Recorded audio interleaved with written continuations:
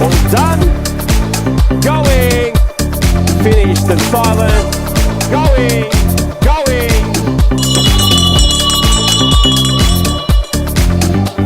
I wanted to kick off with what's happening in the market at the moment. We'll kick off with New South Wales. What's happening in the market in Sydney and wider New South Wales, and anybody can take the question and jump in as you feel fit. My clearance rate up in the northwest of Sydney is certainly not where it was year on year. I think that's reflective of, again, and I would imagine this to be national, but we'll see where the conversation goes. There's still some high vendor expectation. It needs to be managed, where our 4-week clearance rate up in my district is about 15% lower than it was. If I step back and look at a 6-week clearance rate and I look at what the process was able to do, was it able to affect a sale in 4 weeks? Or did it condition the owner on the 4th week that perhaps we were too high, let's go back to market? My 6-week clearance rate is hovering around 90%. So the auction process itself is still working. It's still a great way to sell property, of course, but it is taking a little bit longer given the vendor expectation of price at the moment. Yeah, okay, it's good. Anybody want to add to that? I think across Sydney we're seeing with investors like a reduction in the amount of investors in the market, particularly in the apartment auctions. The numbers and volume of bidders both on apartments and houses, the number of registered bidders that we're seeing across auctions across Sydney is not to the same volume. Then in saying that, a lot of the buyers are of a really good quality, and the buyers that have been looking in the marketplace for some time are very well educated to the market. There's been an adjustment as the media's reported and as we're seeing in the residential sector on prices, and I think now that we're a few months into the market that a number of vendors are seeing that and they're able to meet the market, and the good auction agents are able to educate those vendors to meet the market after we've had significant growth over the last 5 years. So most vendors that are long-term vendors are still seeing a really strong result that's far and above what they paid for the property. It's only those that perhaps bought short-term, which there wouldn't be too many vendors that were reselling in the next, that have only owned their property for 6 or 12 months. So most vendors are still making a profit on their sale, but perhaps not the lofty margins that they were over reserve perhaps earlier this time last year. Yeah, makes sense. And James, from a Ray White perspective? Yeah, look, I'm very fortunate as an auctioneer to work in a very active auction market and also to work with some particularly good agents. Auction has never been more important than it is now. The heat in our marketplace has come out of touch. That doesn't mean we're not selling properties. In fact, our clearance rates in the inner west, inner city, eastern suburbs at the moment is above 90%. But that's coming down to hard work and the expertise of the agent. And the auction process works if it's handled correctly. And as I said, I've got some particularly good agents that I work with that understand the auction process. I'm finding and I feel that a lot more properties are going to go to auction and a lot more vendors are going to commit to auction campaigns. Because the slight difference from where we were probably 12 months ago was buyers were walking into properties, the heat was in the market, they were saying, well, what's it going to take to buy it? A number would be put on the table and they'd buy it. What I'm sensing now is that both buyers are wanting to buy, but they're taking things a little bit more cautiously. They're going, okay, well, look, that's great, we like it, keep me posted, and we're tending to run through the auction process, and we've got to educate our vendors as well. But as I said, I'm fortunate, I've got some great guys around me. They know what they're doing, but it's hard work, and it's going to get harder, but the auction process will never be more relevant than what it is now, and I believe in the year or two to come. Yeah, okay. And before we go, we'll go to Queensland in a second, but listening to Mark McLeod at your Ignite conference, Mark McLeod was saying that the agents in Sydney are going to have to work harder than they've worked for many, many, many years. Comments on that? Absolutely, and it's all about process, and the agents stick to a process and stick to a plan, and you cannot deviate from that. And it's a little bit like a game of football. You know, you go out with a game plan and you start your campaign, but you've got to adjust it accordingly to what's happening, and if you don't do that and you rely on just turning up at auction and hoping you're going to sell it, well, you're going to be disappointed. The good agents love a market like this because it really differentiates the ones who know what they're doing and the ones that have been recipients of market heat and external factors and low interest rates and supply and demand factors. Once that all thins out and it's mano a mano and you've got to actually prove that you know what you're doing and run the process, and you're not just going to put up an auction sign, turn up in 3 weeks later and have 12 people registered. Reality is now that you will put up the auction sign, turn up 3 weeks later and you might have 2. What have you done with those 2? What have you done with your vendor? How are you going to get this done? And again, agents love this time of the market. It's a good time to be an agent if you're a good one. Agents that have been in the industry less than 5 years and that have only worked in a rising market will have to do a lot of work on their vendor management skills, hone that, and increase their ability to manage vendors. As Stuart touched on, those agents that have been 10 years or longer, like myself, love this market, love the ability that they have around the process. And as James touched on, sticking to the auction process, I think the auction process is going to be more relevant for sellers and for agents to utilise that to still achieve a premium price. It may not be about exceeding reserves by the lofty heights that we've seen, but it'll be about getting the property sold in a reasonable time frame. And I do think that the other thing, is that it's up to the agents to have the trust of their client and having the tough conversation before you actually start the campaign, because if you actually don't start off on a realistic playing field, then it's going to be a fight from start to finish. And I think that's become even more. So Queensland, we don't have the peaks and troughs. I mean, would that be fair to say? Yeah, look, I think for Queensland, it's sort of that, it's moving on from that country feel to it. But in terms of auctions, I think we're transitioning into somewhat more of an auction culture over the last 2 years. Quite similarly though, listening to the comments from the Sydney side of things, I think from what I've seen already this year, the agents that are very capable and competent auction agents are actually doing a lot better this year in comparison to those that probably over the last year or so caught on that, hey, auction is a method of sale that we can utilise. And similarly, they've been on the back end of a rising market where, yes, you're right, you put a sign up, we mightn't get 12 bidders, but we might get 5 or 6. And to them, that's a successful, huge result. I think clearance rates for us this year are probably across the board in the 40s at the moment. The group that I work for, we're probably about that 60, but pushing up to 75. So I think last month, we were about 88 auctions across SEQ. Different markets. Brisbane's certainly a bit stronger in bidder representation than Sunshine Coast and Gold Coast at the moment.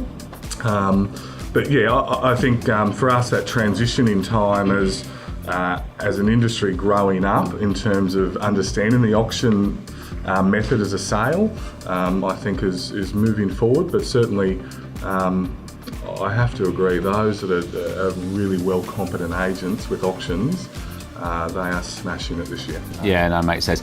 And Matt, Victoria? Yeah, Victoria's the last quarter of last year was it did take a little bit of a dip, the market, and we came back in January. We were talking before that there was a couple of properties that were left over from last year that sold. I think we had 5 or 6 that sold really, really well. And we thought the market's back. We had good numbers through RFIs and everything else as well. But what we are seeing now is another little dip, and clearance rates in our marketplace are probably down to about 52, 53% the last couple of weeks. So as the guys from Sydney were saying before, it's really important that agents are doing the work right now. And I think they've been hit a little bit with giving potential vendors 6 months ago pricing. And now they've got to go back and have the hard chat and say, I mean, we had a $100,000 price reduction on a property that was at 165 back to 155 just this week. But we've now had 2 repeat inspections through that property. I've got another one tonight, and we're probably going to see that one sold. But that was a hard chat to have. I can imagine. But one that needed to be had at the same time. And people are still wanting to get sold. One thing we did see in our marketplace was spring was quite quiet this year compared to others, but February, March has been absolutely massive. We've had our biggest first quarter ever on record. So great. But it's just about making sure that the agents are having those pre-campaign, mid-campaign, and pre-auction meetings along the way, and having those difficult chats. So, fellas, anything to add on the Victorian front? The order takers of the industry are going to get found out in a big way. I'm working with a couple of franchise groups, and I'm saying to them that vendor perception generally tends to work about 6 to 9 months, like you said. Like 6 to 9 months behind what is actually happening in the market. And if at a franchise level they are not focusing their franchisees and their sales managers and sales associates on the art of vendor management, and it's not a case of, you know, bashing vendors and all that sort of stuff, far from it. It's a case of being able to have the real conversations. I've had agents on the ground say to me when I've mentioned something about a transitioning marketplace, saying, oh yeah, look how depressing and all that. Well, no, that's not the right way to look at this. We need to be looking at this is how can you provide the value that you're attempting to even gain from these vendors, and that's the way that a lot of agents need to start looking at it, because at the minute they've been getting easy money. But yeah, like I said, vendors are just in that sort of still in that honeymoon period. I think they're just about to get a bit of a hangover, unfortunately. Yeah, okay, that's good. Peter? Look, I agree with you wholeheartedly. It's a process, and I've been in real estate for 24 years, and I remember when I started working in this market, I literally found it tough, obviously, because I was a new boy and what may be, but the auction system right now is, for me, is a process from go to woe. You do it right. We've got to educate our salespeople right now to do it properly, because it's going to get tougher. Make no mistake, it will. I can feel it, but you've got to be strategic in the way you do things. And one of the things I do find that you know, our job at the end of the day as auctioneers, and obviously marketing properties, is to do the right thing by our vendor. That's the most important thing. We've got to forget about everything else. It's about doing the right thing by your vendor. And for me, as far as I'm concerned, if I have to take an offer prior to auction, I will. Okay, as long as it's an unconditional contract, and obviously 10% deposit down and what may be, I will do what's right for my vendor. Yeah. You know, so we've got to educate. Our job's just to give honest feedback, do the right thing with integrity and authenticity. The rest will just happen. It's simple. Yeah, okay, no, it's good. Market's strong. We're an emerging market in the sense that while auction's been around for quite a while, it's now being engaged as, I would think, one of the, if not the choice method of sale. We have started, much like I think most of the other marketplaces, a little bit cautiously. The activity and ferocity of the buyers has cooled somewhat, and they're a little bit more cautious, a little bit more educated, to the sense that they are doing a little bit more background on each property, and where we would have expected 6 bidders now is more 2 to 1 bidder. So I guess the relationship between auctioneer and agent hasn't been more important, I think, and that's often overlooked. Having a good working relationship between the agent and the auctioneer is vital to see it through. You need to know what your agent's going to be doing or prompting, in particularly those one bidder auctions, am I right, where you've got to actually rely on them other than being the piece of furniture next to you looking good. You need them to actually have prime the buyers, have, making those conversations mid-auction where you need that time. But look, on the whole, I think we're in a very positive market. We remain wary of what's happening around us in the other states, but at this stage the forecast is pretty bright for Canberra. Yeah, no, good. Tasmania's in a really exciting position at the moment, because we've come from behind, and we're almost flavour of Australia at the moment. There's been a lot of reports about what's happening in our marketplace. Hobart's been the leader in excess of 13% growth over 12 months, and that's certainly trickled across the state, which is really good. We're in a pretty dire position probably 5 or 6 years ago when we had a hung government between Labor and Green, and we're in a really big pickle. But the interesting factor of that is that also in last year we only had 1.6% of all transactions were done through auction. So we're a very small auction market. It's the perfect mixture between an uneducated agent who is fearful of the process and doesn't understand the process, but also a fear of the consumer. We're very conservative, we're regional, and our market down there has seen the failings of auction before, And unfortunately, as an industry in Tasmania, we haven't got together to say, hey, don't be fearful of it, actually embrace it and use it to your benefit. So we've got some challenges from the auction process down there, but certainly from a real estate market point of view, would be one of the best in Australia currently. So Adelaide, it's quite interesting. We're a very small percentage. I think 8% of all properties on the market go to auction, which, considering the eastern states, is very, very small. Again, they say that internationally, if you want to see if something works around the world, you take it to Adelaide, and if it works in Adelaide, it will work anywhere in the world. That's how conservative we are. But our volumes of auction are the best they've ever been. So we're seeing a high auction rate, but we're seeing low volumes of stock. Okay. Darwin. Completely opposite to Josh's market in Tassie. I think we've gone the other way, 15% probably backwards, if not more. We're actually having a massive shake-up, and in my 23 years, never seen it so difficult. And auction hasn't really ever played a massive role in our market as a culture in the industry or as a method of sale in what is a very transient market. Everyone in Darwin's from somewhere. You very rarely find someone that was born in Darwin. They normally get out. We have a very high turnover market. People come and go all the time. So the good thing about that is you get to resell property frequently. You're not waiting 8-9 years to resell a property. You could resell a property after 24 months or 36 months. But we've gone through a massive shake-up with the offshore project, the Inpex gas project, $34 billion project, biggest gas project or biggest offshore project in Australia, coming into our market. A lot of money being thrown around. People went from getting $700 a week rent for their property to $1,100 a week rent for their property, and they've been on that honeymoon for 4 years. Now we're back to $700 a week rent, and so property values have kind of followed a similar trend. They everything went up for 4 years, and now it's coming crashing down in a big way. A lot of first home buyers entered the market a few years ago. Obviously, no stamp duty, low deposit, and things like that. A massive critical situation at the moment. A lot of people got negative equity in their property. They paid $550, they've got a debt of $500, and their property's worth $430. So, obviously, death, divorce, the bank, people moving and leaving town. When the rents were high, they could kind of afford to hold the property because the rent was kind of covering the outgoings. Now the rents have kind of gone from $800 back to $500 a week.